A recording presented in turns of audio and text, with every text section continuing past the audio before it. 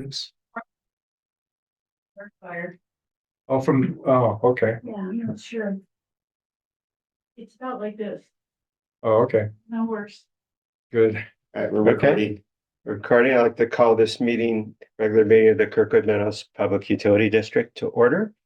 And we'll start with the roll call for a change. Epstein, Present. Schroeder, Present. Present. Runda, Present. Tucker. Chris, are you there? He's not. Okay. Thornbrook here. Okay, we have a quorum. Announcements, Eric? Just like to welcome everyone to the regularly scheduled meeting of the Kirkwood Meadows Public Utility board meeting. Chris is here now. Ask if you'd like to speak, please use the raise your hand function in Zoom. Okay. Chris, are you joining us? Yep, he's there. Can you hear us, Chris? Yes, I can. Hi, afternoon. Okay. We're just coming to your name in the roll call, so say present. Present. Okay, we have everyone here. All right, does anyone have corrections to the agenda or to the consent calendar? Okay, not seeing any. Next is comments from the audience and opportunity for members of the public to address the board on matters that are not on the agenda. Okay, I see our room full of people shaking their heads. No, is anyone on Zoom? No, no raised hands. Okay. There were no written comments from the public that were submitted. So move on to adoption of the consent calendar. As motion to approve the minutes, consent for claims, receivable shut-off report, and reauthorize our AB 361 teleconference meetings. Mr. President, I would ask that 7D be removed. There is no longer a state of emergency in Alpine County, and we can no longer reauthorize 361. Oh. I suppose that's good news in some way.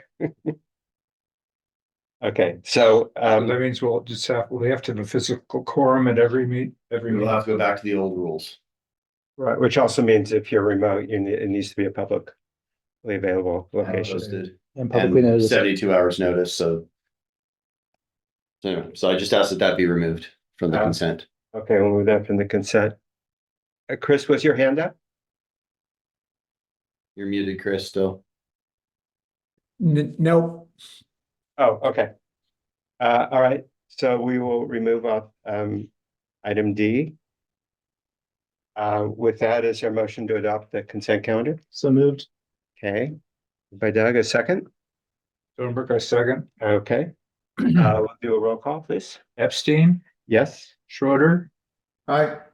Runda, Aye. Tucker, Aye. Thornbrook, aye. Okay, great.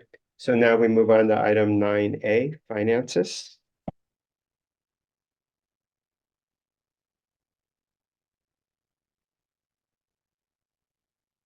Yeah, I mean, finance went through this package, and I think this first sheet overview and budget variances kind of covers all this questions we were repeatedly answering. In addition to that, when you look through the balance sheet, capital differs, but that's really because we're keeping capital in the better interest earning bank account rather than LAIF. So that's the deviation there. The installment loans for $3 million that you'll see in the balance sheet is the CoBank construction loan for the wastewater treatment plant project, and that'll be paid back by the RUS loan at the completion of the project. Operating incomes were higher than budget, expenses were slightly higher, but we're basically on budget. Non-operating income results in non-operating income, net income that's much better than budget, and the cash is better to plan. So with that said, I'll give it to you, Eric, to highlight anything else you'd like or solicit questions. Yeah, no, that's a great summary. Thank you very much. No, I think you've covered everything well. So if there are any questions on any specific items, happy to try and answer them. Okay, any board members have questions? No? No. Are there any questions from the audience? I don't see any. Okay. You want to move on to June preliminaries then? I will. Okay. I'm gonna give me a page number just so I go faster. Forgot to pre-organize the page numbers. Sorry. I'm getting better at scrolling on this. Okay, so June preliminaries. So you can see year to date, we're still better in commercial and still worse in residential. That's been a trend that's pretty well held on throughout the year. Our internal usage was slightly lower, so yeah. Nothing really extraordinary here, except for it was continuation of what we saw in the May financials, the same trend. So we're better than budget overall, I think is where we'll be at the end of the fiscal year. Okay, any questions on June preliminary? Okay, so cash flow then? Sure. Cash flow hasn't really changed substantively, except for to have the main numbers in there. We did finally close out June, so we will be having those numbers at the next finance and then the next board. But again, it's looking to be on target. We do have, as we noted in the budget assumptions, when we talked about this earlier this year, we do have one substantive USDA loan coming due. So we're trying to build cash to handle that. So that's why you might see a slightly larger cash amount than what we've had historically. But I think that was always the intent of electric, was to build up and pay them off if we could. Right. So that trend will continue until that bill comes due, which is this fiscal year, and the next fiscal year, 2 of them come due, which I don't think we'll be able to pay both. Any questions on cash flow? I assume you're checking the audience. Yes. Yeah. Oh, yeah, hands up would come up, they pop on my screen. Oh, they would. Okay. Yes. All right. Great. Then we'll move on to item B, performance reporting. Live from Mississippi. Here's Is that Brandy right? Benson. I Right, yeah. am, hi, everyone. The background looks just a little bit like the Sierras. The background is from my recent hiking trip, but I am currently in Mississippi where the weather is a lovely 90 degrees and 95% humidity. So as for performance reporting, we're rounding out the fiscal year here with the June numbers. And when we left electric in May, we had a high 37% loss. And as I mentioned at the time, we had not managed to get to the backside or the Caples Lake pumps for reading. We got those in June, bringing our losses year to date for the fiscal year to 10% total. That is a little better than we've done the last couple of years. We've been averaging 12 to 14%. What would Looking you at attribute that, Randy? Is there anything you would attribute the improvement in performance to, or is it just kind of weather conditions and temperatures and things like that, that the variance is just that? It just seems to vary a bit. We do tend to do a little bit better when we run the generators less. We see less losses from the out valley line than from the generators running. But no, I don't, 10% is slightly better than our 12% that we've been shooting, but not so much that I have any specific things that we can point to as improvements. Right. And there's nothing that we actively did in the last year that would point to that being a change. Nothing major, no. Usual, maintenance and that sort of thing, but we haven't found any unmetered sources or anything like that. So no. Thanks. If we take a look at propane, you'll see that even in June, we continued a slight negative loss in June. Year to date, we ended up at a 2% loss for propane. And propane, because of the temperature and the pressure variations at altitude, we see it kind of sine wave at us all year. We ended up at a positive 2% loss this year. Looking back at previous years, we were in the negative 2 to 3% loss range. We almost always come in between plus or minus 4%. So 2% for the year is pretty normal for what we see in propane.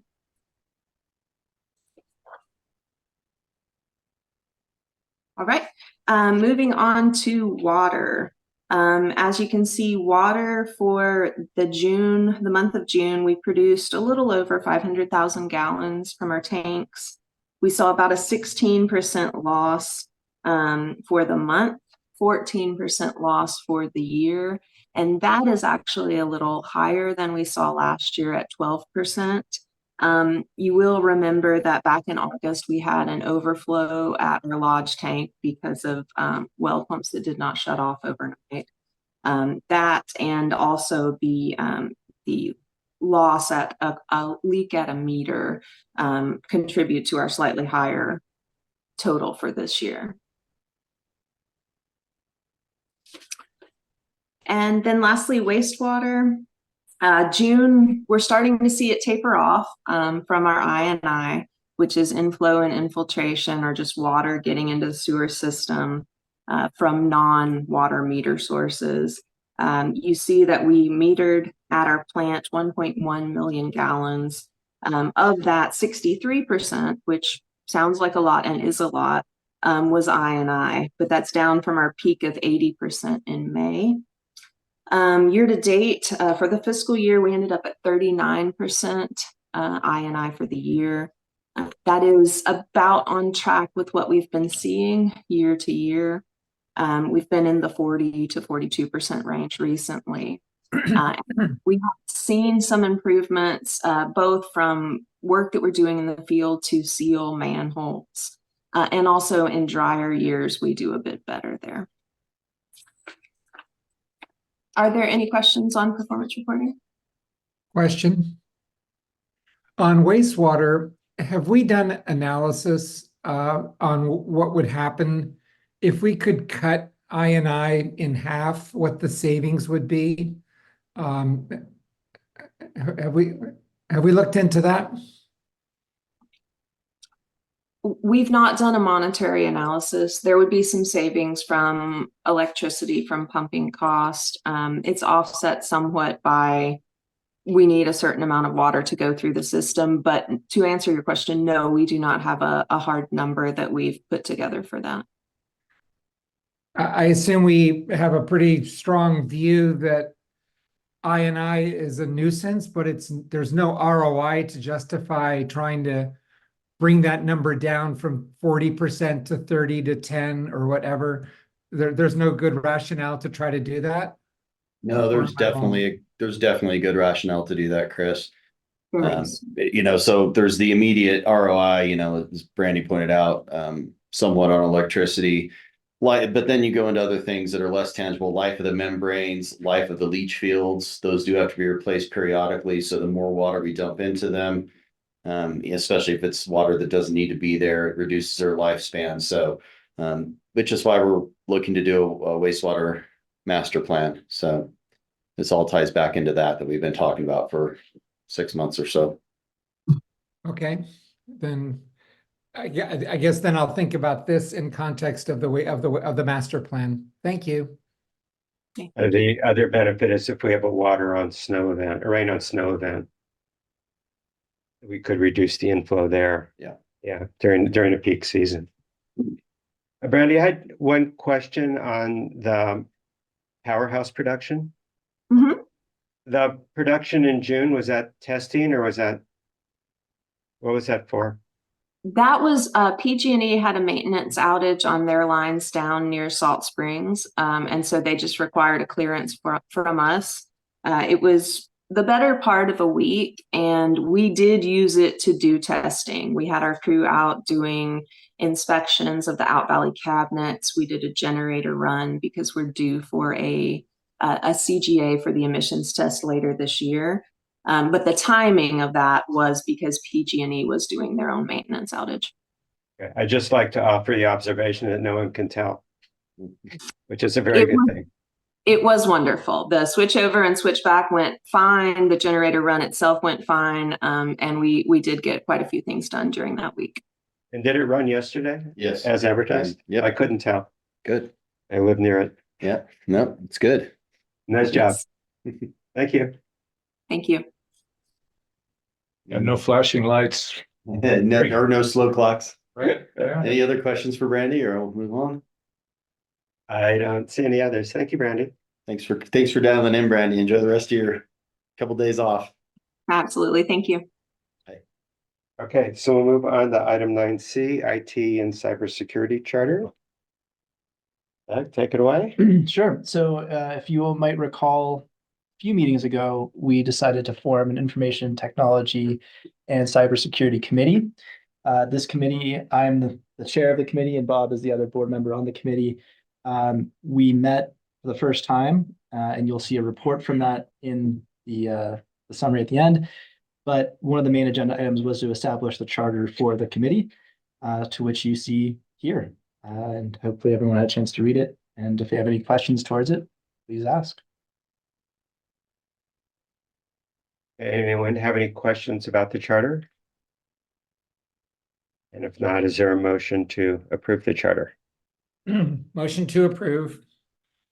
Okay, second, please. Yeah, Dornberg, I'll second that. Okay, roll call. Epstein, Aye. Schroeder, Aye. Innichiranda, Tucker, Aye. Dornberg, aye. Okay, anything else you want to mention on this? Not on the charter specifically, no. Okay. All right, then let's move on to the biannual survey. So communications committee had been talking about just the survey in general a couple of meetings ago. During that meeting, General Manager Christensen had brought up a concern about how there have been open-ended questions that can be written as personal attacks or non-germane to the survey being written. And that has caused morale challenges and concerns within staff when they see that.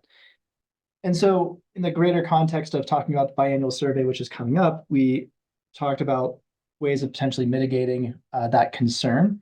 And there was a discussion, and we talked about it at the last board meeting, and President Epstein gave us the, suggested to come back to the communications committee. So we talked about it again, and we were a bit split in our discussion on the topic. And so that's why it's in front of us here together as a board. And so really the conversation comes back to this concern that was that staff who are the ones who receive the survey and process the survey results, would be seeing these open-ended answers that could be potentially, discouraging or upsetting. And so there are a couple of ideas that are being discussed by the committee. One of them was whether or not the survey responses, the open-ended questions in particular, currently, when we do our surveys, all of the numerical values are summarized and the open-ended responses are published without any name or attribution in the public results. One thought was that we would attribute those responses. So someone's name would show up in the survey PDF that gets published and says, Doug Rotunda wrote this as an open-ended response. We didn't really discuss whether the numerical values would be attributed or still remain summarized and anonymous in that way, but that would be another aspect of this. So there's the anonymity and the attribution question. And then I brought up the idea of that, by the way, was that you might have fewer people writing personal attacks if their name was associated in a public document. That was the idea. And it says in the report here, my personal opinion on this was that even then, I don't think that actually guarantees to solve the problem at hand, because someone could still have their name next to something and write something upsetting or challenging. And so I suggested that we might want to have an independent third party review all of this before it comes to staff. And that way, that would be the only way to really ensure that happens in that way. And so in that spirit, I do think of this as two separate questions, because we could still have independent verification if we wanted it, that remove maybe some of these questions, and we could still have attributed responses in a survey results. So there are actually kind of two independent things, even though they're somewhat related. I do think of them as almost two questions.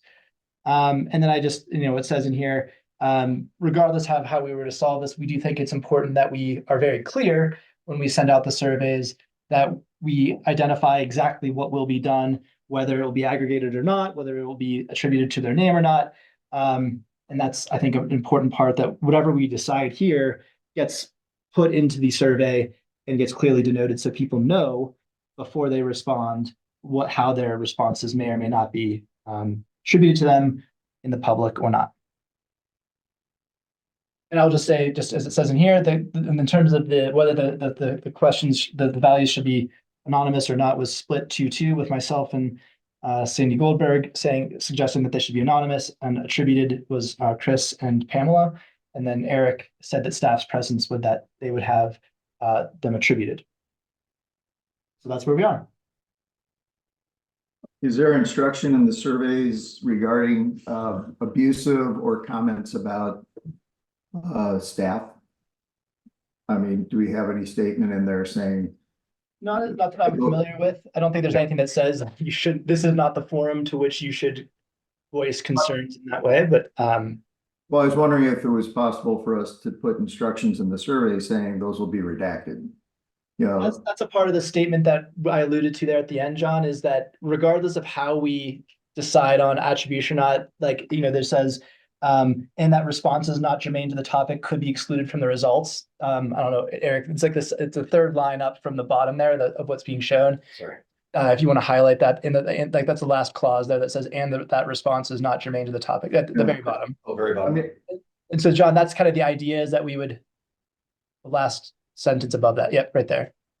yeah, I just wondered if Part of we the were statement more, that we want to have added into the survey is that kind of section of what will be, well, how they will be used, and that things will be removed if they are not germane to the topic, or Yeah. I guess we could say more explicitly personal attacks or whatnot. yeah, I think if it's possible for us to do that, I think we were more clear and just said if it's abusive or if it's personal comments about staff, those will be redacted. But that's, so I think that, like I said, regardless of how we decide, I think I very much agree that that should happen. That does not solve the problem that people could still give those responses, and staff would, as it currently stands, in our current process, have to review those and read them and make the decision to redact them. Hence my suggestion of having an independent third party be the ones that review the first pass at this. And so by the time it gets to staff, it would be, inconsequential in that regard. Who would be a third party? So some we'd have to pay for?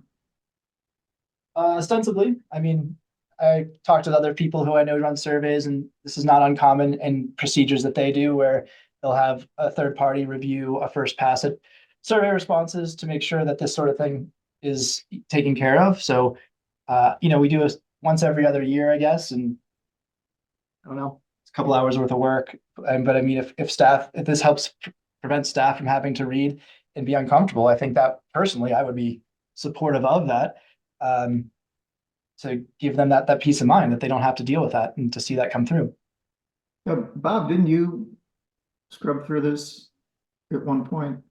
Yes, I've played that role. It became important during the fire surveys. We got several comments that were inappropriate and unrelated to the topic, and I just removed them.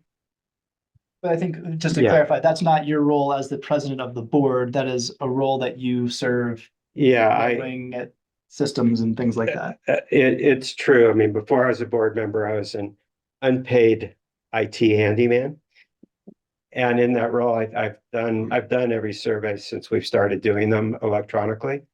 And so I as an unpaid helper, I go through and make sure that there's no double, that nobody submits, the same person doesn't submit multiple surveys, that if we're dealing with properties, et cetera, just some integrity checking to make sure that the survey isn't being padded by anybody.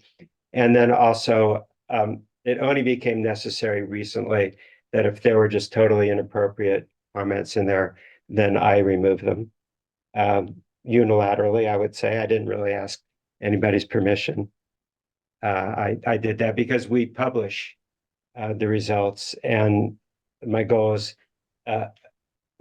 large participation and information, and that's what I really want to emphasize here. So yes, John, I've played that in the past, and happy to do it.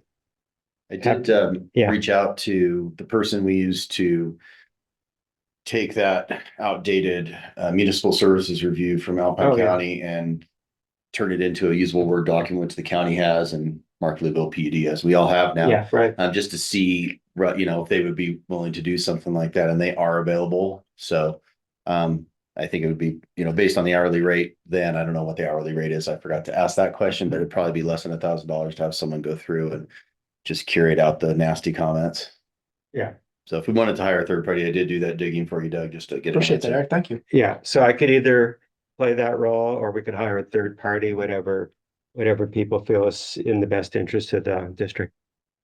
Yeah, I mean, I think what's important to me is that it is a third party at some level. And whether I don't know if your affiliation is as a staff member or as you are a hired unpaid thing that's a separate entity, that is an independent. Well, I'm a known quantity, but I will not be insulted if we prefer to have somebody else do No, it. And if but- not, no one's ever complained about my rates. Right. Well, that's not, What I'm saying is that what's important to me is that it doesn't go to people that are sitting in this room that are not board members specifically, that the staff aren't the ones that have to deal with this. Our administrative staff here aren't the first ones that see it. So whether it is you or a paid entity, that I think we could figure that part of it out, I guess, separately. But I think what's important to me personally is to solve the issue that Eric has brought up, which is that I don't want staff to have to read personal attacks that aren't relevant to a survey. And I think the only way to guarantee that is to have some third party that is not our staff vet it first. And functionally, Yeah. let staff can help figure out how to make that happen. Sure. But that's the Yeah, policy side of it. I would like to. I looked at our Survey Monkey. We can have 2 seats. So when we did fire, Bob and I were bouncing seats, and sometimes Corey, but mostly Bob and I were bouncing seats, and then I'd have to bounce him off to let Corey in, and then bounce Corey off to let him back in. But we could do that with the third party too. Just have them come in for that one thing. Bob can still do the quality control if he wanted, but Yeah. at least we'd have all the. Yes, either way. I mean, I think whatever policy we want to pursue, we can implement. Right. it's Yeah. doable. But yeah, my point is that from a policy perspective, I'd like to establish that we have a third party that reviews this, and then it comes to us as the staff and board. I will leave it to you all to figure out how to implement that, but that's the policy that I would suggest. Okay, the other thing I'd just like to add that on all the surveys, we give someone an opportunity if they want follow-up, that they can include their name, and otherwise it's anonymized. But the main goal there is if someone's asking a question or has a suggestion, that we have a way of getting back to them that they explicitly give permission to.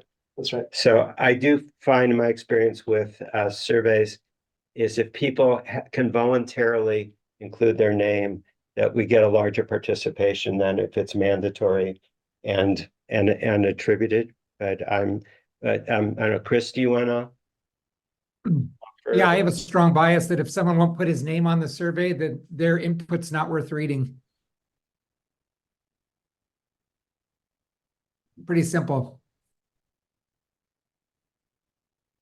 Well, I think screening, it's a good idea and keeping it open. And Bob, if you're willing to do that, I think you've got probably a more accurate filter than a third party. And if it became too much of a volume of work, I'd be willing to assist you.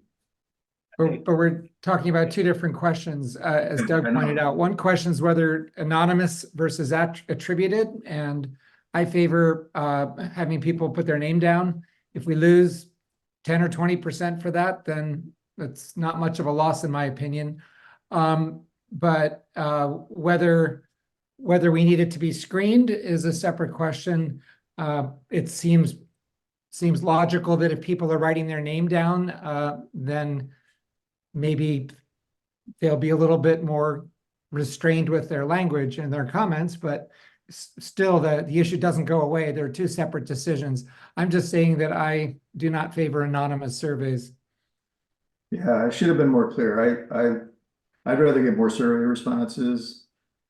There's a lot of other ways people can send us nasty messages besides a survey, so blocking that isn't gonna block the floodgate anyway. So my preference would be to keep them anonymous, but do some screening. And if we did screening, I'd prefer it being someone who has context like Bob than a third party. So. Okay, Peter, do you wanna weigh in here? Well, I don't favor censorship, but I don't favor insults. It's like, it's. I think we should keep the surveys anonymous, and that if Just, something is really inappropriate, have it screened. just as a small point, to insist on attribution is not censorship. Yeah, I don't think that's what you were connected. The censorship is saying that comment isn't worth passing on to the community. Well, I mean, somebody could accuse us of Yes. you know, that's not, and in Kirkwood, you've got the Positively Kirkwood website and a lot of, Yeah, so that's, if somebody wants to really tear into it, the district, they can do it on that website. yes. Okay. Like I said, Doug, how would I you would say, proceed? I mean, I think there are two concepts here. Right. Like I said, I think the first one, what I would do is, we might want, if you want to do it as two different motions, but the motion would be first that we have an independent third party to be figured out exactly how implemented. Yeah, But like, we'd have an independent third party screen results and take care of that side of it. And then the second one would be the anonymous versus attributed, and I would motion to have it continue to be anonymous. And we could have two separate votes on those two topics. Okay. Is that okay with you to proceed that yeah, I way? think that's good. Does that make sense to you, Eric? Proceed that That way? makes sense, yeah. Okay, So I will make the first motion then, that we have a policy that an independent third party reviews survey responses to remove non-germane or personal attacks towards the district or staff before it gets to the staff for summarization. can I suggest Sure, before please. that's seconded, that instead of defining a independent third party, just say a party designated by staff Sure. I that's capable of doing the work? think that's fine with me, as long as Eric's okay with that. Sure. Okay, I'll second that motion. Any Okay, discussion? Okay, Epstein, aye. Schroeder, Aye. Minnesota, Aye. Tucker, I, Dornberg, aye. Okay, All right, and then the second motion that I will make is that the survey responses will be, and I'm gonna say this very clearly because because the numerical values I want to highlight as well. Numerical values would be summarized and in the numerical ways and averaged like we have in the past, and showing those not individualized numbers. And we would also leave the comments in the survey results, but we will not put anyone's names as we have done in the past. And does that not make sense to you? Even if they voluntarily want to put their Sorry, name down. if they have not voluntarily, I'll restate. Survey results will be anonymous, both numerical and written, unless someone is asked for their name to be attributed to it in the survey itself. okay, and we do not require their name in order to participate. Correct. We do not require their name to participate. That's my Okay. motion. There a second? Yeah, I'll second that, Dornberg. Okay, any discussion? I'm not seeing any comments from the audience. No Okay, hands. all right, I'll call for a vote then. Epstein, Aye. Schroeder, Aye. Minnesota, Aye. Tucker, I'll support it. Dornberg, aye. It's unanimous. Do you want a separate motion, another motion for the policy statement to be included about saying how No, survey results will be done? That's okay. I think, That's enacting the board's intent. That's easy peasy. Fantastic, great. yeah, Thank so you. we can do that. And then, well, so we're gonna use the same questions Same as last questions. time? We didn't, Okay. that's the last sentence here, is we decided not to suggest anything for fire and emergency and medical services given Yeah. where we are on that conversation as a board. We did not feel like there was anything to further add to it, and we had already agreed and reported to the board at the last meeting that there were no changes to the questions that we've had for the purposes of Okay, continuity. so when does the committee want to send it out then? We'll probably get on it soon. I mean, Yeah, August, it- September is what we were planning. oh, okay, I mean, it's not gonna take any time at all to put Okay, it together. yeah, and we wanted to get clarity on this stuff first, and we'll have to write that statement. And that's about it. Yeah. Okay, Sooner than So- later. you'll let it, all right, well, you can just decide Mhm. on your own when you want to send this, that's not a problem. Great, thank you. Okay. I think that's it for the biannual survey. Mhm. Okay, next item is fuel switching next steps. Turn it over to Chris.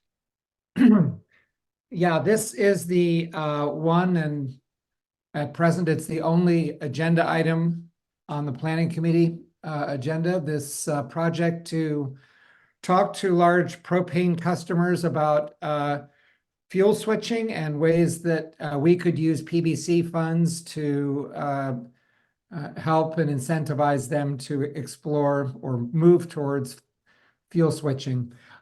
You've heard us report already that we've spoken with, we've approached all of the top, it's roughly a dozen largest propane customers, and most of them, all but one or two, have engaged with us. In other words, they've responded with answers to some of our questions about what their current heating systems and boiler capacities are, where they are in the lifespan or the replacement cycle for that equipment, whether they're thinking about switching to off of propane, et cetera. So we've gotten a lot of them to talk with us. Vail, of course, is the biggest here with I can't remember if it's 3 or but Vail is the largest of the customers with more than one instance. But it has the names you'd expect: the Meadows, Mountain Lodge, Meadowstone, and so forth. So we're now ready to propose from committee a program. Eric and staff have drafted a grant application. The idea would be to have to publish this program, publish this grant opportunity. There would be one winning applicant at the most in a fiscal year. It would be a maximum of $10,000. It would be seen as a matching fund, and there would be a number of criteria which are described. I think it went out as a special addendum or there was an extra to the packet that Eric sent out this morning.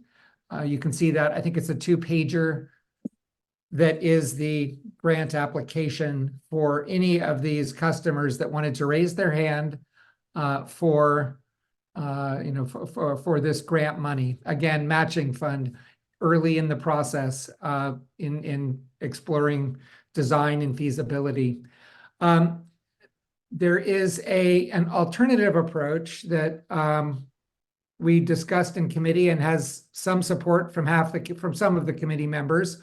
I personally see merit in this alternate approach, and it is to spend at most $25,000 on a consultant to do an overall look at the feasibility of switching to heat pumps for large customers up here. All of the qualifying, all of the large customers, everything from the names I mentioned, Mountain Lodge, Meadows, and so forth, Timber Creek, Red Cliffs, the Plaza Snowmelt use case. And in this document, I make a couple of arguments in favor of that. But it's important to note that we don't have PBC funds budgeted for that. We made a decision several meetings ago on how to use what at the time was about 80,000. I'm guessing now it's in excess of 100,000 of PBC funds. And we allocated $10,000 for other projects, which would be this thing that we're talking about. So 10,000 is what we've got.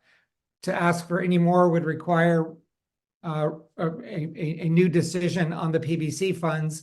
We did put more than half of the money in reserve, so it has no other use case. And some of us on the committee believe it's unlikely anyone will actually raise their hand for this grant program in the coming year, based on what we've heard from those customers.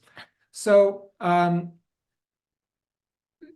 Eric, do you care to elaborate more on the details of the grant program? Yeah, sure. There's a couple things that the committee wanted to change. So Chris is right that so originally the committee said no design or feasibility studies. At second discussion, they thought that'd be fine, but they wanted a reduced amount of funding. for those design and feasibility versus actual construction, basically theory versus actual results. And so the committee came up with $2,500 with a 3-to-1 match. So basically it'd be a $10,000 project, we would kick in 2,500 and they kick in 75. If it was a construction project, that's where the 10,000 Chris alluded to, with a matching 1-to-1 on that. So $20,000 project, we kick in half, they kick in half. And I don't believe there was many other changes from the committee to highlight other than what Chris said. I had to add the feasibility study design plans. One of the conditions, obviously, is that any documents produced would become the property of the district. No reservation of copyrights, trademarks, et cetera, would be allowed, because the whole point is we want these studies to share with our customers that may be thinking about this. And so this was just the parameters of the program. The grant application, should the board want to adopt it, would follow based on these guidelines.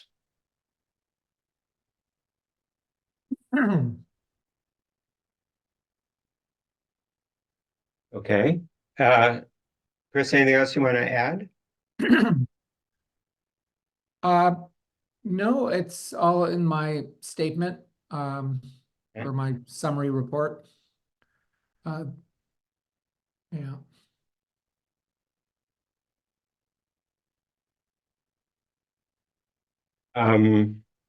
I will make one point, assertion, and I may be wrong, but it's as it says here, one reason in that 1, 2, 3, whereas his rationale for this approach, one reason for this is, Eric and Peter, by all means, correct me if you see it differently, but my impression is that our customers, at least the people we have speaking on behalf of the big condo buildings and the people at the meetings from Vail, have very little understanding of electrified or heat pump based heating systems. They just don't know about this. They don't think about it. They don't have any expertise either in the how it works, the technical aspects, or how it would be deployed, the retrofitting aspects, or the ROI. In other words, how to think about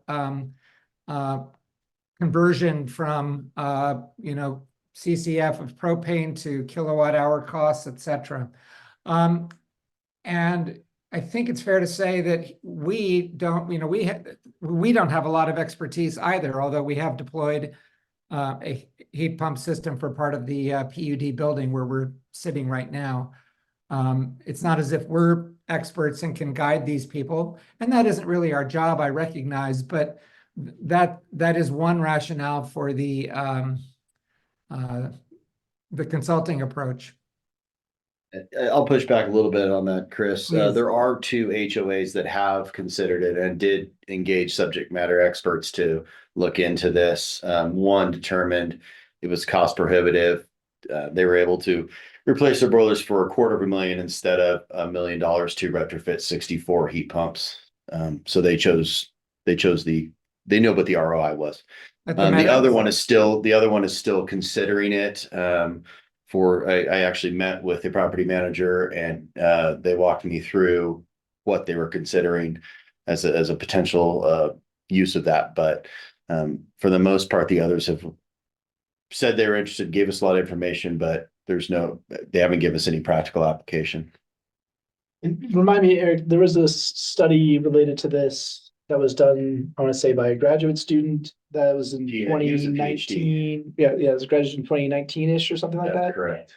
How would that report differ than what I think is being proposed here? The only way it would differ is, every single high density condominium in Kirkwood has a different system. So he looked at 3 case studies, and I don't remember which they were. I think it was, anyway, I don't remember. I know Bob remembers, but I don't remember. Okay. But you'd be looking at how many high density condominium sets do we have? So we're probably around 8-ish. And each one would be completely unique and different. So I don't know what a study would do unless it investigated all 8. There's no global overarching consultant we can hire who's a subject matter expert who can tell us what can happen in every instance in Kirkwood. Right. Because everything is completely different, how they're piped. Meadows has their boilers run radiant heat, but it also runs their cooking, whereas, some don't only have electric ranges, but they have radiant heat. Some don't have radiant heat, but they use the boilers for snow melt. Every situation is different. So, without doing a very large study, I don't know what use it would be. I do Doing- not disagree with what Eric is saying. Doug, to your question, the study done several years ago, it looked at Meadowstone Mountain Club and the Plaza Snowmelt use case. The most insightful comment in the study, because we did read it and review it, some of us. At the time, our electricity was 66 cents a kilowatt hour. So he had different scenarios if we could bring it down to 44 cents or 30 something cents, et cetera. Of course, we brought it down on a variable basis, at least to just over 20 cents. So that particular roadblock, which was the biggest obstacle, this analyst points out, we've taken care of. It still might be worth noting that Vail claims that Kirkwood has the highest kilowatt hour rate. They gave us a long list of Vail resorts and what they were paying for electric. And our variable costs alone, according to this email at least, puts us above most of the all-in kilowatt hour rates at, there were about 15 resorts on their list. Still, the point is, as far as this study is concerned, there's not a great deal to be gained from it. And, Eric's right that consulting studies sometimes just end up in drawers. So I'm going to identify the graduate student and requested the work. What I was interested in knowing at the time is, first of all, are there examples of heat pumps done in this climate? And so that was one question to be answered. The second was just to pick 3 different buildings where the building managers were prepared to do it and just say, what was the complexity unique to each building? And he also proposed raising the propane rates as a way of doing that, which is something I don't even believe we could consider. I think it'd be totally unfair. So I like Eric's proposal in here. The suggestion I would make to consider it is, I think $2,500 and 1-to-1. If somebody wanted, for example, they could look at saying, look, we can't do the whole building, but this area of the building has poor heat. That's what we did in our house, for example. It was not cost effective to do the whole house, but we had a problem with our top floor being too hot and too cold.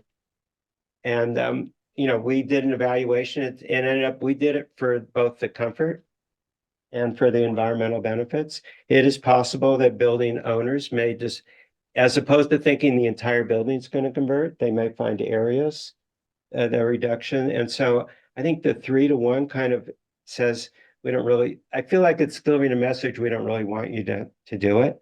And so if there was a $5,000 analysis of a particular approach, and we did half, I would feel that was totally fair. So I would question the 3-to-1, and I would just make it 1-to-1. That would allow up to 4 still to be done. Yeah, I think, and Chris, you can chime in here, Peter, too. I think the committee felt feasibility studies without results were a waste of funds. And they did not want to encourage it. They wanted to actually someone to go out. When the district, when we decided to do the heat pumps, we just went and hired Riley. We didn't do a design study. We didn't do an engineering study. They just came in, they gave us a free estimate, and it was within what the budget we had for the board and the approved budget. And so we just did it. Okay. And something was actually accomplished. That was in a very high level, 30,000 foot summary of the committee's concern over feasibility studies. And I think that was pretty consistent, Peter and Chris. Yeah. But that was why, Bob. I think that given the reluctance of our largest customers to take a chance on this, we might be more effective in the short term in focusing on individual homeowners and giving them a healthy rebate if they're willing to take a chance on switching to heat pumps. Because, especially older homes that weren't very efficient when they were originally built, Mhm. it might give us the data to go back in the future and say, hey, look, we've got another 6 or 7 customers who've done the switch, and this is how it's worked out. I don't know. I think that might be a more effective approach. I know that sounds counterintuitive in some ways, but We did just adopt that, Peter. We do have rebates for people that put in heat pumps. are they, and what's the percentage? Oh, I know it's a dollar amount. It's a flat Okay. dollar amount based on Well, the yeah, efficiency. I'm thinking that we might increase that.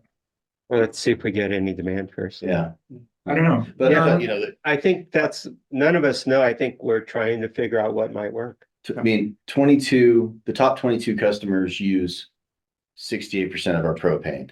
Individual homes aren't going to make a dent in anything. But if I could you can just- create a track record of how effective it is up here, Did you see that too? because Yeah. we're dealing with a fairly unknown. Okay, but why don't we resolve this first Yeah, before? okay. I think that's. Bob, Yeah, yeah. if I could just add, before we talk more about residential or before we leave the large customers, in reviewing the original, project scope for this topic, like fuel switching, there's something that I've left out of the conversation. Eric, maybe we've covered it in the committee. I can't quite remember, but it's the idea of voluntary reduction.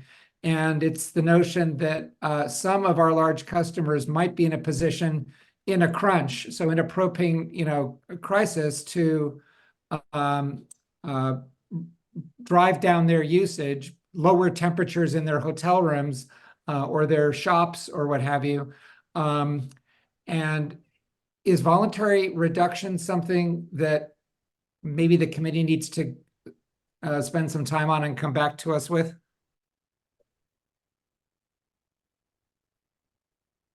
Well, it's certainly how we got through our problems 2 years ago. So having a formal way of doing it or having a more effective way would certainly be valuable. Eric, it's have we cer- talked about that in committee? We've talked about it back when I 2 was. years ago, Yeah. maybe. Yeah. I mean, the problem with demand response programs are, you can have command and control type of things where we have direct access or whatever. Challenges with those are things like, what's the baseline you set? So the incentive is to set your baseline high, so you're paid I a think- rebate off of something else. Yeah. But we did talk about, like, we are very grateful for the people who did this without getting compensated. But if we had a program that compensated directly and had a more formal agreement, that would be more reliable in these situations. So we're not knocking on doors, begging people to change their behaviors given where they are. Yeah, yeah, I think we're moving into a different Yeah, it's a topic on that, but different area, but yeah. yeah. So why don't we, Okay. I mean, it's a Stay on different this. program comparatively. I think, yeah, the voluntary program is just saying either cut back or we could run out. Yeah, we can run out. I think the incentive was pretty, Right. Okay, it so was a different community topic. incentive Alright. that was, yeah, Less heat or no heat. it wasn't a money saving. Well, I'm just saying, but like Yeah. but even formalizing the relationship, and even if it's non-monetary, having a formalized relationship, I think is appropriate to do. But again, that's a slightly different topic. Right. Carolyn Scott has her hand up. Okay, great. Carolyn? I have a comment on this large condo building issue. Having been involved for years in the Meadows board and the boiler system there, I mean, it's just such a huge engineering thing. And to me, $10,000 is nothing compared to what is needed to have this happen. And I mean, I'm all for environmental, things, but it would be so difficult. And honestly, if I was on the board, I'd say for $10,000, I don't want to deal with the hassle of the PUD, of this little grant to do whatever. It's nothing. And it's a drop in the bucket and I know why they had to make the decision to move forward with new boilers. They were almost in an emergency last winter. with failures and they had to move forward. There's just no way they could have done this switchover. And I don't see it ever happening in that building. And honestly, I don't think 10,000 is worth much. I kind of like Peter's idea, you know, to a homeowner, 10,000 might be worth something. To a big building like the Meadows, it's nothing. Okay, thank you.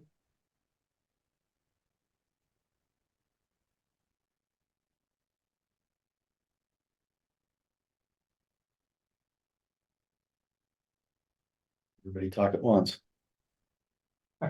Well, my 2 cents is, I like using the PVC funds to provide some financial incentives. I like the 3-to-1 on a design study and a 1-to-1 on an actual construction project. I don't like us hiring an engineer to do some sort of generic study. You know, the implementations are too custom from implementation to implementation. And I don't know that we can really design systems for our customers anyway. So I like this, I like the fuel switching program guidelines, but not the engineering study. I did see at the top of the fuel switching program guidelines, it says per policy 6040-1, it does encourages customers to shift to only using electric power. And I think what we would really like is that they switch anything to electric power. So, you know, if I look at my house, an easy switch would be when I need a new water heater, I'd do that, but I'd still have propane for heat and cooking. So that's still a positive change, even though it's not completely switching. So it's kind of a clerical comment, I guess.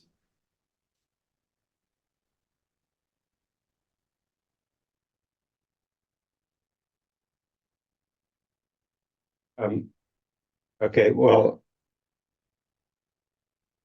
I would, in the absence of anybody else, I would move to take what staff has written up and use that as our first step to try to see, you know, who's interested, what happens.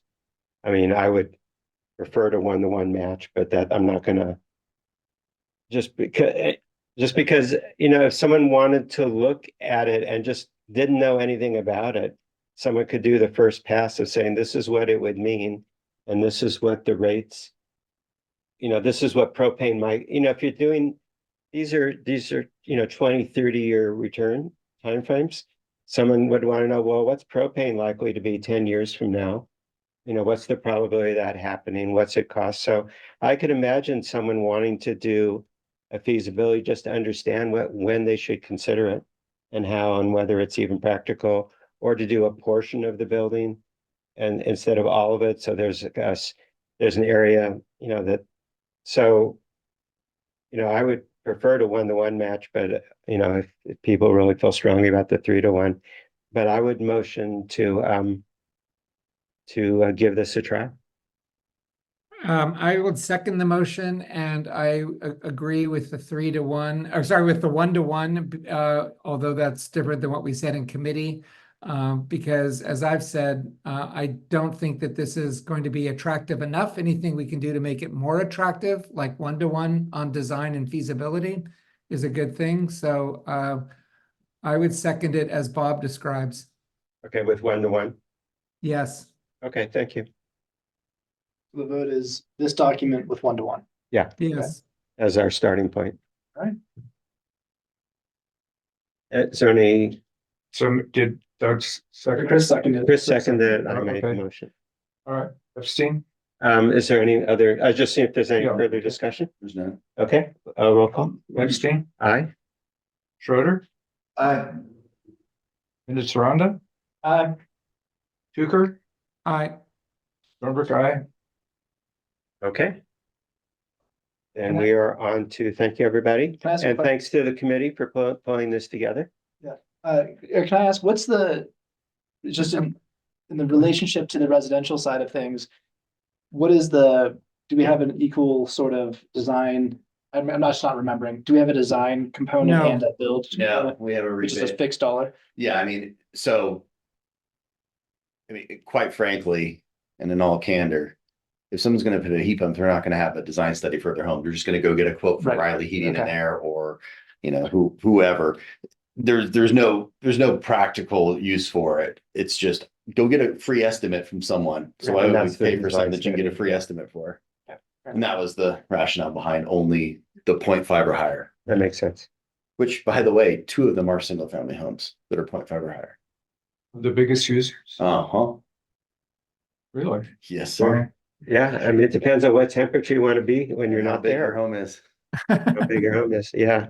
And how many windows are open. Well, one of the, Bob, Yes, if this agenda item is still, is it planning committee? Can I come back to the question of whether planning committee ought to think again about residential heat pumps, the topic that was just broached, Yeah, why or don't we- voluntary reduction? why don't we cover it when we go through committees? Oh, okay, thank you, will do. Okay, great, Eric? You have something else? You ready to move on? I'm ready to move on. Okay, major project updates. There's nothing changed from last month. This reflects the current capital plan that was just adopted by the board. And as I mentioned before on the electric master plan, at this point, we're just trying to get them to move forward without the maps, and then we'll collect those later just so we can close that loop. And I think Brandy's dropped off, so I don't think we have any update on that. But other than that, nothing has changed. Okay. So we'll move on to the general manager's report. So a few things to report on. I'm happy to report that we successfully applied for an Aqua JPIA, which is our insurance company wellness grant, which we received the maximum amount we were eligible for employee wellness, which goes to our ski pass program. So that will help offset a little bit of the costs. So happy to report that.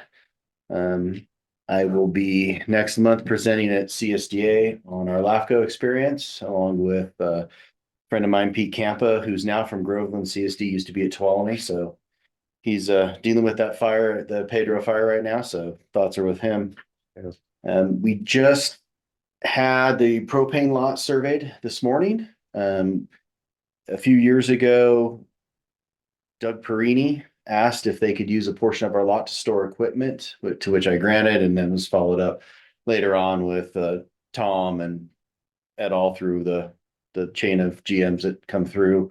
And because we are looking at the new roofing and need to start with the propane master plan, we've asked Vail to move all their stuff off of our property so we could get it surveyed.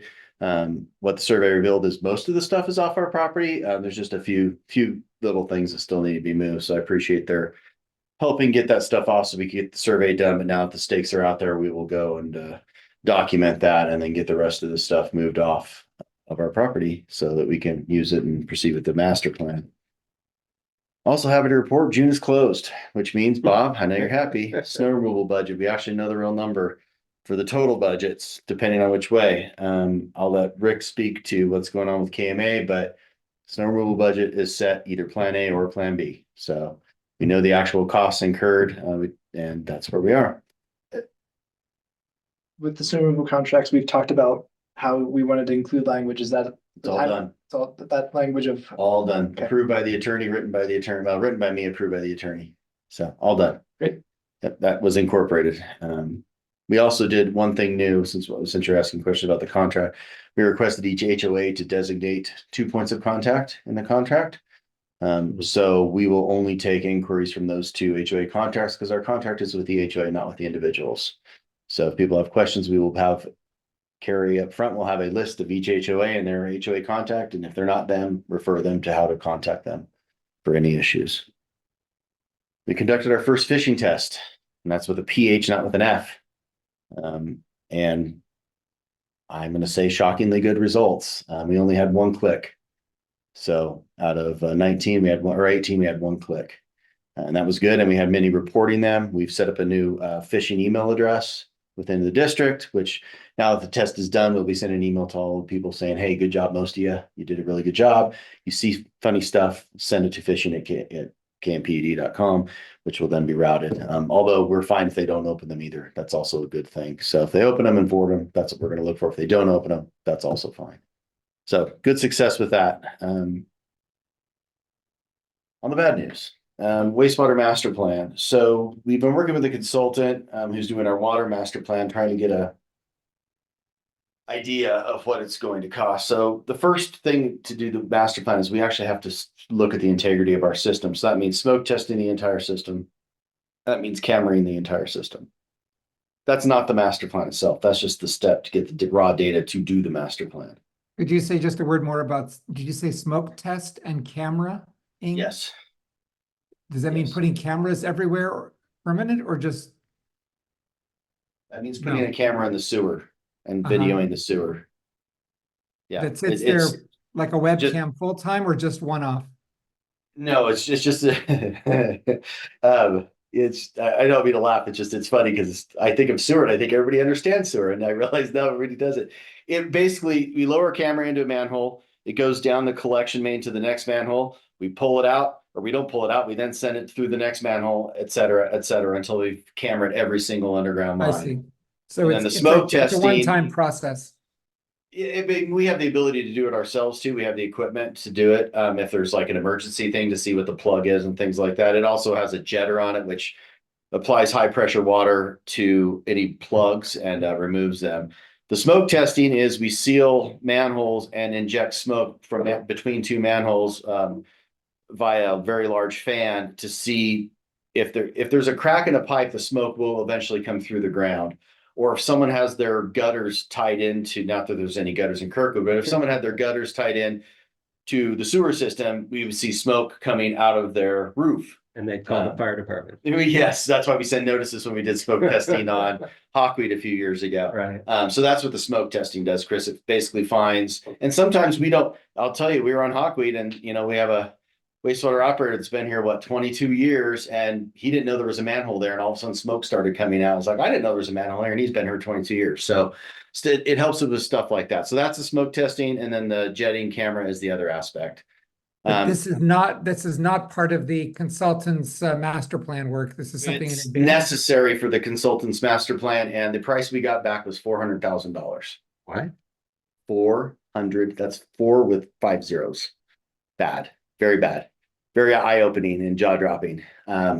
So we're looking at other alternatives to that. We've reached out to Amador Water to see who they use. We reached out to Stupid to see who they use.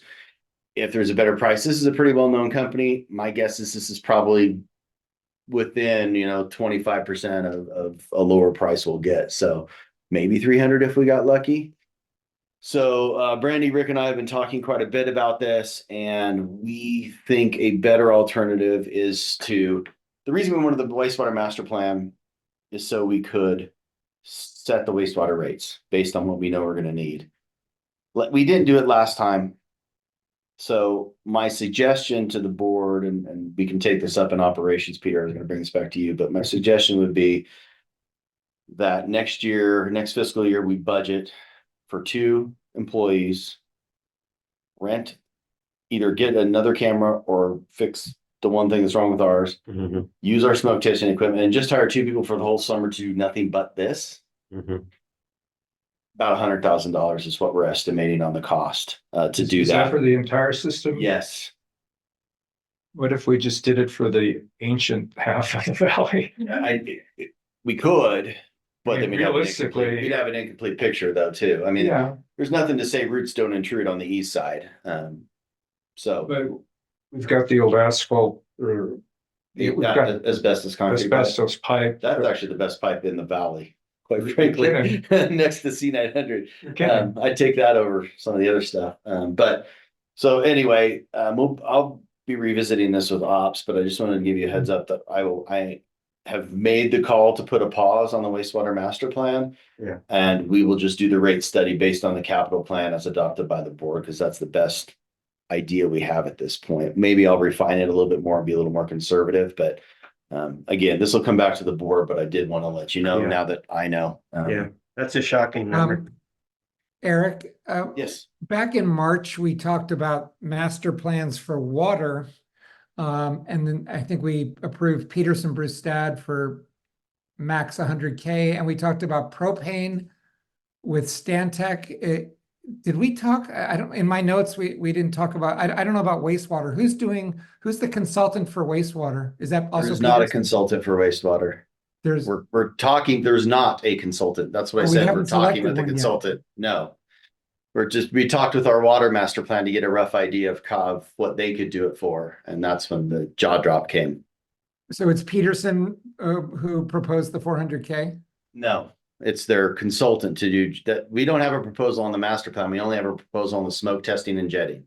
Yeah, okay. So not even the master plan in there. But the master plan, doesn't the workflow chart with the blue boxes, doesn't wastewater master plan start in Q2 or 3? Yes, that's why I'm saying I'm putting a pin in it for now. I see, we're pushing that back, okay. That's my suggestion. Again, Well, it'll you come. moved it to Q4. Yeah, I mean, it'll come through operations to the board for Yeah, that makes sense. a stamp of approval. I agree. Or disapproval. Yeah. As the case may be, but I'm just alerting the board now. Okay, No decision needed. No. right, yeah. And that's all I have. Is Right. water and propane master plans, are they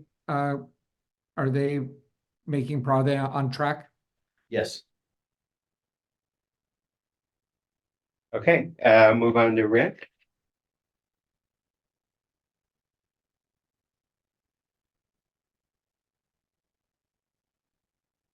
Good afternoon. Good afternoon. For operations, a few things to mention. The SDRMA, our workers' comp insurance carrier, just actually got off the phone with him today. And they're looking to do a site visit. They haven't been here in about 3 or 4 years, but when they do come out, they'll be reviewing our safety program or risk management for the district in relationships to the workers' comp side of things. And he also mentioned that there's a $1,000 grant that they offer every year to their representatives or to the agencies that they represent for safety equipment, training, and other items. And we've never applied for that before. I was unaware of it. And so we'll certainly apply for it. It just reopened July 1st. So we'll definitely spend some money towards safety. The other part of our insurance is Aqua JPAA. There's the ones that cover our general liability, our property. Unfortunately, this year we're looking at a 15% increase in our property liability insurance over last year, which is not too unexpected. And Robin Flint, the can't exactly remember her title, but she's the overall risk management operations manager for Northern California. Anyway, she's going to come out for a site visit as well to take a look at our facilities. As you may recall, last year she came out and looked at our Valley power line, went down to KM Green and made a few suggestions on how we can improve some things like signage and so forth. So we'll look forward to her visit in September and prepare our paperwork as well as our facilities for inspection. And then the final insurance note is, I was just recently notified that our Kirkwood Fire Department commercial insurance package, basically for all the vehicles, American Alternative Insurance Corporation is not going to renew our insurance this year. So our insurance broker is looking for another underwriter and believes that they can find one. However, the clock is ticking and our current insurance policy ends at the end of the month. That would be end of August. End of August. That month. The 25th. So I hope to have something to the general manager long before then. And hopefully there isn't a huge increase with that, but we've been with the same insurance underwriter for 15 plus years. So it's Any idea why They're leaving California. that was it. Yeah. Not an uncommon reason these days. For Kirkwood Summer Festival, unless there's any questions about insurance, I did get a preliminary recap of the event by Jennifer Herbert, who did a great job this year for us. The total ticket sales were 428, 71 were 20 years or older or under, 357 adults, and there were 20 yoga tickets sold for the early morning yoga. Total ticket sales were around $27,000. The auction was over $10,000, 10,100. Donations, she has $11,000, and I think there's more on our side, so we'll find those numbers. And then there were some costs, of course, but her estimate is of net is $46,623. Again, these are preliminary numbers, and we'll certainly bring this back to the board as a recap, but I just wanted to share with you that it was a successful event, and we appreciate everybody's hard work and especially the community support for our department. And the in-kind donations from Kirkwood Mountain Resort in terms of the Epic Promise as well, right? Not cash, but in that total, but also acknowledging that as a donation as well. Yes, and that was part 2 of mine. We've actually already, CJ did the application for next year's Epic Promise using essentially the same amounts, but it's over $10,000 that Vales contributes toward our event. And so, yeah, hopefully we get that grant as well as continue forward with Jennifer, who I think has figured out how to do this. Yeah, we're excited about it. So, as for KVFD operations, as you know, I like to give the kind of state of the nation. We had 12 calls for the month of July, which brings us to a total of 67 calls for the year. This is a little bit less than last year and a lot more than the year before.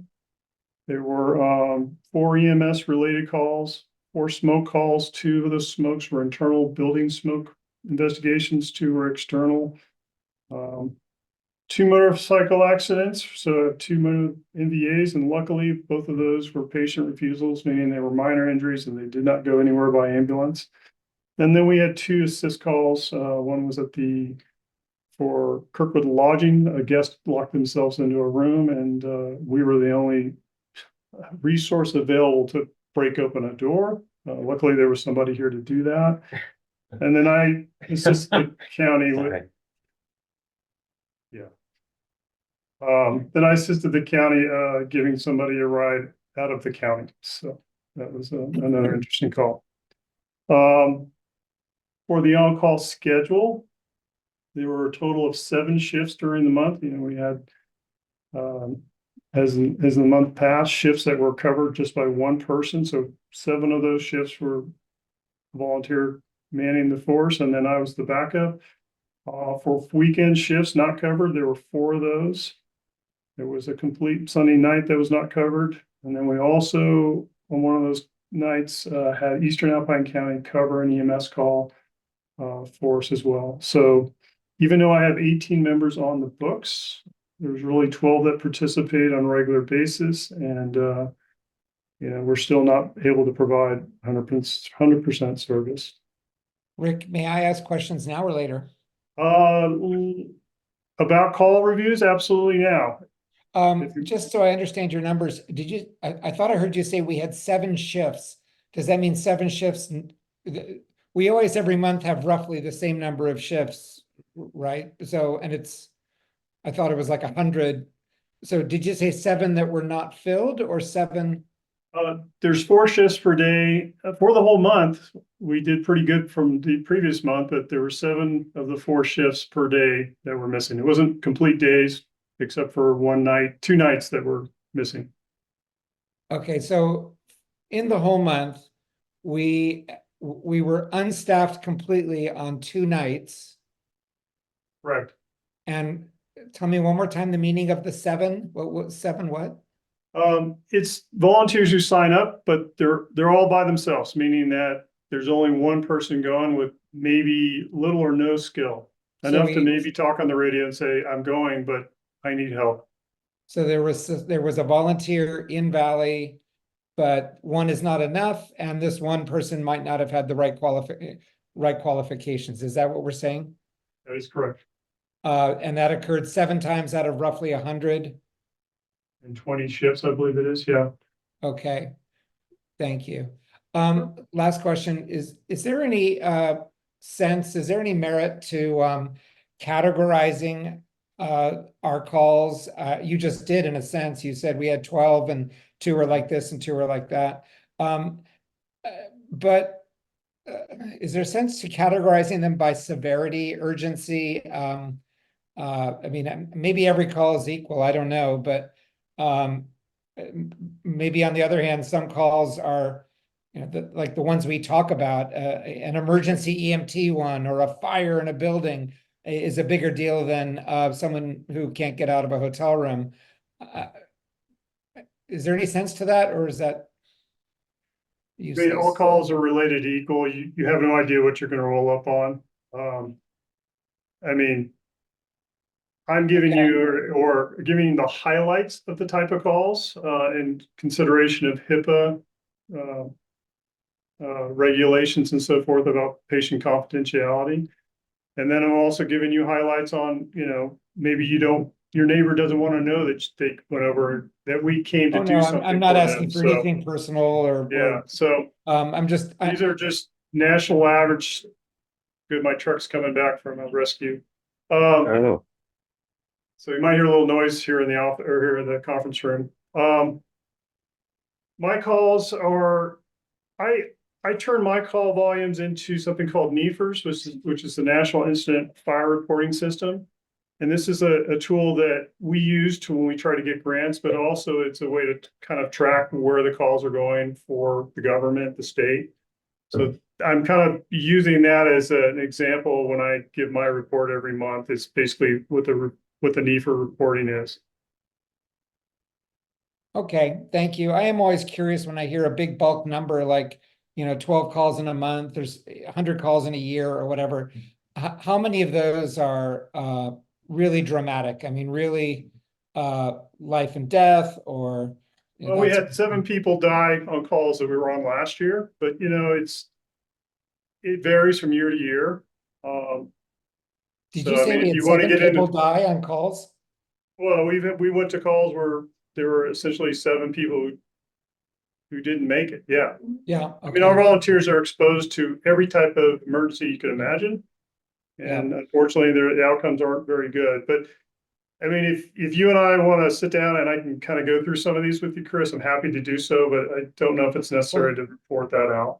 Okay, well, I appreciate that you even broke down the 12. You gave, I think, 4 different categories. Thank you. You're welcome. And then finally, for fire, since the last board meeting, I have met with Eastern Alpine County Sheriff Minder, Under Sheriff Hartunian, Chiefs Worsham and Chiefs Jackson to discuss if they would be interested in offering support for our fire department, similar to what our request was to Amador Fire Protection District for labor. The discussion was good, and they are. I sent them some information, but they're considering this. They understand our situation, the state of the nation, and that if things don't go well and we don't figure out how to fund this department as well as find labor, that it may default back to Alpine County for the services, which is very terrifying for them as well. So I have calling to CAL FIRE, but things have been kind of busy with some of the large incidents like Park Fire and so forth. But we will continue to try to discuss with the different agencies around us if they're willing to offer us a contract for services similar to what we did before Measure E. I mean, And also during the you raise an interesting point, and that is that this would be, quote, terrifying to one of the counties from whom we wish most of all we could get property tax money coming in greater volume back to Kirkwood. If we're compelled to suspend the fire department, this would be very bad news financially for Alpine County, it sounds like. Does that provide any input to our discussions or negotiations with them? I believe they're aware of the financial impact. The back of the napkin numbers that they came up with before the meeting was between 1.4 $1.5 million to provide paid staffing. It's Amador, not Alpine. No, Alpine as well as Amador. I'm getting similar numbers from Alpine You're and not telling me this, okay. yeah. But again, these are just preliminary, like, if we did this, how much would it cost and what the impact was? And, their budget is like ours. Every dollar's accounted for. So where those dollars might come from Alpine County, I'm not sure, but I just, they, the point I but think they- is that we've made several times, a lot of those dollars come from Kirkwood. But enough said for now. And I'm probably the only one who doesn't know this, but why do we never, I never hear us talking about South Lake Tahoe or is that Douglas County? Does Douglas South Lake is Tahoe in- have a fire department that would be a potential contract partner for us? Douglas County is in Nevada. Lake Valley Sorry. Fire Protection District has little or no interest to expand into Kirkwood via, they have their limited resources as well. Really, the only other, I can't think of any other agency that would be able to support or provide service other than Alpine and or Amador. So we Cal know Fire, the of course, people in thank you. South Lake, we've talked to those districts, it's just, they're not interested, it's a non-starter, is that correct? Yes, that is correct. Okay, thank you. And Cal Fire, I don't know if you heard Cal Fire's, there's 3 that are options. Cal Fire, Amador, Alpine. Right, thank you. Thank you.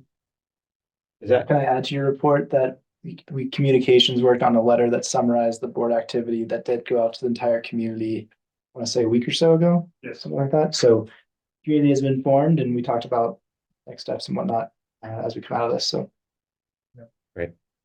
is there any update on the wastewater treatment plant improvements? Work continues, and every time I walk into the treatment plant, there's new equipment sitting on the deck. There's new blowers, we've had some issues with valvings. Valves that were sent from the factory were calibrated a little bit too tight, so they caused some issues. So work does continue on. It's going well. We had a hiccup last week where we lost one of our compressors, which was unrelated to the plant remodel, but able to resolve that. And then we continue to work on different pieces of smaller equipment, but at some point we're going to have to change the quote unquote brains of the plant. We have a PLC system that works, it's doing its job, but the device net, the data points that send the signals back and forth, that has been a challenge for all the consultants and contractors coming in. They're about to pull their hair out this old antique equipment. So in a few years, we're going to need to try to replace that component as well. But it's a known issue and the system does work. It's just giving them hiccups right now. But that's the update for the treatment plant. Okay. Any other questions? So the offices definitely look a lot safer. Yeah. Yeah, I do. huge Rick gave improvement. me a tour, so yeah. Huge improvement. Yeah, I have a question. I'm hearing that Amador County is going to do chipping up here again this year. Is that correct or not? Firewise was supposed to, well, let me take a step back. Early in the year, Firewise said that it would offer a chipping date in July, and I'm not sure if that contractor made it up, but Alpine County actually had a crew that was able to come up a week before last and do some service work for us. Now, I'm not sure if Amador County Firewise, Kirkwood Firewise has coordinated another chipping date for this month, and so that's something I need to Because call. obviously KMA has They've done a lot of work in KMA. they've created a lot of. I think Rich Stevens is gonna chip that, isn't he? I'm not sure. I don't know. Yeah, I mean, it'd be a I was good just question. wondering. Yeah, it'd be a good question for Firewise, not for Okay. us. Yeah. Yeah, And because we know our dates are in September. So Yeah. if the county doesn't do it, are we prepared to? We do not have the staff or time. at We're all. not going to do any chipping this year? No, we are doing chipping, but not for that volume. Yeah, it's a Yeah. huge volume. Yeah. Yeah. Yeah, we'll keep it equal in all parts of Kirkwood and what we do. And we'll continue to provide the green waste container, which I think we're on our 4th container now, 4th or 5th. yeah. 4th or 5th. Because if it isn't chipped, I could see that impacting snow removal. Possibly. You know what I'm saying? So, And- yeah, KMA should definitely get that removed. I agree. Yeah. Absolutely. I thought Rich Stevens was doing it. Larry's on, maybe he He has knows. a hand up. Well, he subcontracted the, Larry's on, hold on, he might Oh, actually okay. know the answer. okay, Yes, Amador County is scheduled to chip August 12th, that entire week. okay, Great. okay, Thanks, Larry. that's good to hear. It looks like they'll have enough to do. They're prepared to take on Rich Stevens piles. Thank you, Larry. Thanks, Larry. Thanks for the update. And you mentioned snow removal, Peter, and I'm glad Larry was online there. We did get the contract to Larry, and I appreciate him calling a special board meeting with KMA to discuss that contract. And we hope to have an answer from the KMA whether they're interested in signing with the district. We hope they do, by next Tuesday. Their meetings, I think, called for next Monday. So, once we have the answer there, then we can continue on to issue other contracts for the other HOAs. But that concludes the operations report, unless there's any questions. I just had one other thought here that piques my interest in that getting a tour of the wastewater treatment plant. And I'm looking at the calendar that it's roughly Q2, Q3 completion date in 2025. And I'm just wondering if we have thought about having any sort of public event, or not that we have to tour in perfect, like I know it's a facility that's gonna be operating, things like that. But is there a way to have any way to view it or see it or have a community event around a lot of time in the summer when people are here to, I don't know, celebrate the completion of a big project? Could have a big toilet flushing. Yeah, I don't know. I don't know. There are so many bad jokes we could offer at this I know, moment. I will just tell you anecdotally, I have 30 years of civil engineering and wastewater treatment plants. I have given many public tours of brand new treatment plants. I have never given a tour of a rehab treatment plant because there's so many safety issues and considerations. I doubt our insurance would like that very much. So I will just say, no, we are not going to do that as general manager. We could put it in a newsletter. We can put pictures in, we can take a video or something, but Okay, well, that's better than nothing. yes. I would probably smell a little bit reasonable as well on the video, but I think something to that effect, and we can talk about this in communications or whatnot. But just something to celebrate and show what the money went towards, I think would be a wise thing for us to do next summer when it's appropriate, or when it's appropriate. And if any board member does want a tour, just remember closed-toed shoes, long pants, long sleeve shirts would be preferable. And we'll give you the rest of the PPA you need. Nose plug. Yeah. Okay, We used to have our board meetings in the treatment plant. Rick, is that, we cover everything? That concludes my report, sir. Okay, thank you. We'll move on to standing committee reports. So I'll start with finance. Nothing to add. Okay, why don't we move on to planning? We talked quite a bit about the biggest item on the agenda. I wanted to come back to the question of whether, what planning should do next, because there is no backlog or, next greatest hits list for planning committee. We did raise a couple of things just earlier in the meeting, and that is whether we should be revisiting the question of voluntary cutbacks, maybe even on a paid basis using PVC funds, or maybe on a voluntary basis. And there was also a discussion earlier in this meeting about residential, where we have rebates in place for heat pumps and other devices. But maybe there's more we could be doing to inform the community, the residential community, on the merits and the feasibility of switching to heat pumps. If neither of those sound like good ideas, then I'm at a loss as to what planning committee should be doing in the future.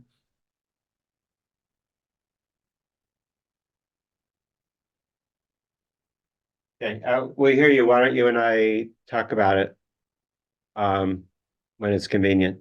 Okay, offline. Will do. Yeah, I think one item could possibly be our interaction with TriTac. It's a planning, what, so we're not caught off if there's a sudden new development, right. I don't know. Yeah, I can see that. Or just? Yeah, they haven't met in 6 months, but yeah. They haven't? No, They haven't? that once? was the last time you came. It used to, That was the last time they met was when you came. You're kidding. You were here in person, remember? Right. Yeah. Yeah. No, that was the last time they've met. And they just canceled July's. I haven't heard on August yet. so just tracking their cancellations. Well, Okay, So, but no, I mean, if there was something important, just let me just say that if there was something important coming through TriTac that in any way affects the district, our services, et cetera, believe me, that'd be coming to probably to operations because that's more of an operational issue because it's what's our capacity. That's not a planning issue. That's an operations issue. But if there was something, believe me, I'd put it on our radar. okay. Yeah, I watch it when the agendas come out, but they just haven't been coming out. So, Wow. yeah. okay. I'll move on to operations. We didn't meet. And me.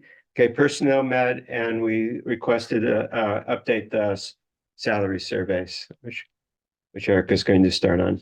And change the date of the meeting to And we changed the date of the meeting to, third Thursday, right? Yes. Third Thursday. right. Okay, and then communications. We talked about the survey and I mentioned the communications plan or the email that we sent out during Rick's report. So that is it. We have a roadmap where we'll be meeting next week and you can look at the roadmap in the board packet to see what we're talking about. Okay, and TriTac did not have any meeting. You forgot about IT and cybersecurity. Well, that's right, IT. I will say, one thing I think you didn't mention during your report was that you also added the tags to the external Yes. email Have addresses. you seen those? So Yeah. I see those now. Good. The other thing I'd say is I don't think I got a phishing test. And if in the future, you should certainly test board members as in addition to staff, I would think, because we are Yeah. just as vulnerable and just have, similar things that we could mess up. I actually thought I got a test, but it was a real Fisher. So I'm not going to tell you whether I am or whether I'm not. fantastic. There you Love it. But I will tell you that yes, that is part of the protocols, Fantastic. but it's different from the employees and it's significantly different because you have no access to any of our servers and things like that, except for Bob, but have any access to different that where copy. you could damage us by clicking a phishing email. All you're going to do is damage your own computer in theory. Sure. So, but I will neither confirm nor deny whether we will be phishing testing the board. Fantastic. Sounds good. Okay, anything else? The only thing I'll mention here is that the committee has met in July, but the anticipation is that IT and cybersecurity will not meet monthly, similar to what we do with most of our other committees. So it'll be more of an ad hoc cadence, and so we will September 8th. September. Yeah, I mean, Targeted. kind of quarterly-ish. So we'll see how the cadence goes, but don't expect a report from this committee every board meeting. That's my point. Okay, move on to general board discussion. If this board member wants to bring up any topics for future consideration.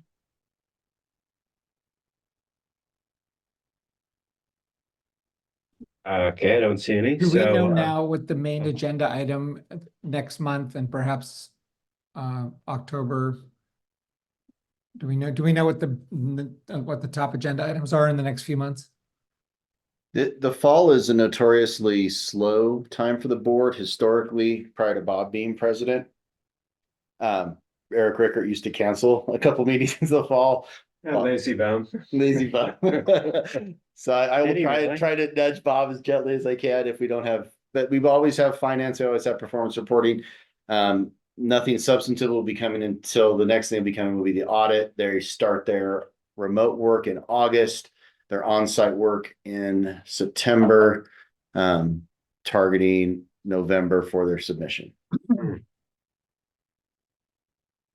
So but I mean, who knows, things could come up. Yeah, we have to have the Public Finance Corporation meeting, but we can do that any time in the calendar year. So that's better to tie it when we have another meeting. So. Or we don't have like a deep dive on, I don't know, master plan for electric or master plan for water. I mean, that's not in the foreseeable future. Hopefully electric. That should be nice to get that back. I'm very disappointed with our consultant, but we're kind of at his mercy. So Okay. Okay, When will we have an update on the, what the motion we passed at the last board meeting around, the 218 process for fire plus a number of other items that were attached to that motion, like implementation plan, cost, things like that. When are we gonna have an update on that? As you heard Rick say, he met with Eastern Alpine. He's trying to get me with CAL FIRE and AFPD as well. We've set the contract to the 218 consultant. I'm forgetting the other things in there, but the flow chart Rick is working on. I know there's a couple other things that I've forgotten. The external quotes, I mentioned that. Benefit assessment. We got the first thing back. The guy at CalPERS quit and no one told us, even though his boss was CC'd on every email. So finally he's like, oh, he doesn't work here anymore. Yeah, but you've been copied on all the emails. So they sent us something to fill out, which we did. So that was sent back to them. Communication plan, communication, as Doug reported, they're working on that. So everything's in process, actually, I think everything's in process. The communications plan is more than just that one letter, but the first part went out, so. Yeah, I guess since it's just kind of a difficult project, it might be good to have that either every month or every other month or something like that on the agenda to get an update on the status. Okay. It's a good idea. Well, I guess one thing that I've heard under operations is we've cleared off the road. There's access to the Dannenberg water tank for that inspection. Is that true? We're starting that process. Oh, you're just starting it, okay. We had Rich Stevens was in our way. Oh, okay. But we have to, so we just purchased a new, I say weed whacker is not the right word. It's a heavy duty, put a blade on it, cut through the 4-inch, the 4-inch cedars that are around the tank, that sort of thing, or not cedars, but pines up here. But, and then we have to grade the road slightly. Okay. So the divers can get access up there. Sure. Well, I mean, it's a remnants of the Calder fire remediation, basically. Yeah. So yes, we're working on that. Okay. Yeah. So they're doing it in bits and spurts. Until we have the divers scheduled, I'm not pulling the crew off to go grade that road because they have other projects to work on, like the manholes. Right. But when we have a date firm on the divers, that road will get graded so they can get up there. Okay. Okay. Yeah. And provided nobody blocks us again. okay. I think that covers everything. So we'll adjourn this meeting and see you all on September 6th at 2 p.m. unless something changes. Thank you all. All right. Thank you. Bye, Eric. Bye, guys and ladies.